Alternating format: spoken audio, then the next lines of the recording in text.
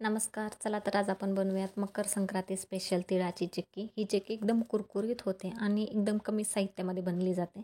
तर आपण आज वापरणार आहोत 1.5 वाटी चिक्कीचा गूळ, त्यानंतर 1 वाटी पांढरे तीळ आणि 1 ते 2 स्पून गावरान तूप. तुम्ही दुसरे तूप वापरले तरी चालेल. तर इथे मी हे तीळ खमंग भाजून घेते. तर कलर चेंज होईपर्यंत याला हलवत राहायचं. हे खमंग भाजले की याला साईडला थंड होण्यासाठी ठेवून द्यायचं. त्यानंतर इथे मी पोळपाटाला तूप लावून घेते, जेणेकरून आपली चिक्की चिकटणार नाही.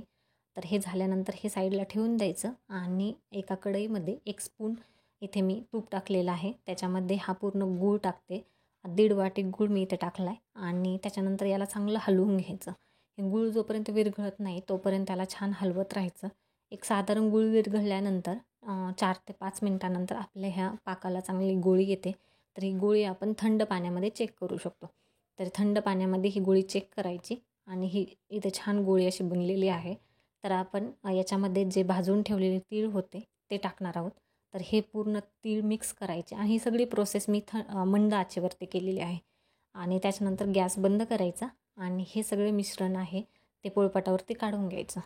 तर त्याच्यानंतर थोडे थंड करायचे आणि हे पूर्ण लाटून घ्यायचे. जसं तुम्हाला साईज हवी असेल चिक्कीची तसं हे मिश्रण लाटून घ्यायचं आणि त्याच्यानंतर चाकूच्या साहाय्याने याचे मी चक्की पडलेले आहेत. तर तुम्ही पण याच्या चक्की पडू शकता अशा व्यवस्थित. या छान छान व्यवस्थित चक्की पडतात आणि एकदम सोप्या पद्धतीने होतात. तर थोड्या वेळ थंड झाल्यानंतर हे मी चक्की काढून घेतल्यात. एकदम छान अशा निघतात, न चिकटता पोळपाटाला. तर एकदम छान अशा चक्की झालेल्या आहेत. तुम्ही ही रेसिपी नक्की करून पहा आणि चॅनलवरती नवीन असाल तर नक्की सबस्क्राईब करा.